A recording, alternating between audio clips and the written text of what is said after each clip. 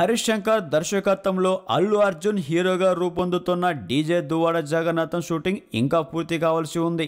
Summer time April ప్రారంభంలో అల్లు అర్జున్ కొడుకు అల్లు అయ్యన్ పుట్టినరోజులు, బన్నీకి స్కిన్ అలర్జీ ఇలాంటి రకరకాల కారణాలతో డీజే షూటింగ్ ప్రస్తుతం కొంత బ్రేక్ పడింది. క్లైమాక్స్ ను రీరైట్ చేస్తున్నారనే టాక్ కూడా ఉంది. అయితే మరో వారం 10 రోజుల షెడ్యూల్తో డీజే షూట్ పూర్తయిపోతుంది.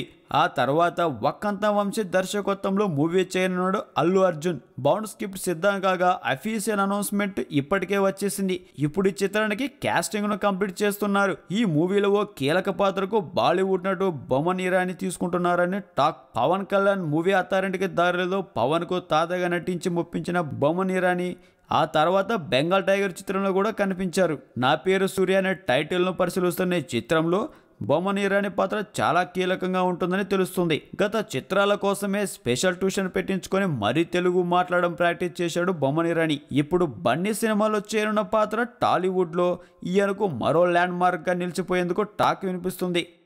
మీకు నచ్చినట్లయితే సబ్స్క్రైబ్ చేయండి. ఫిలిమి స్టార్స్ బోలెడంత న్యూస్ బోల్డ్గా.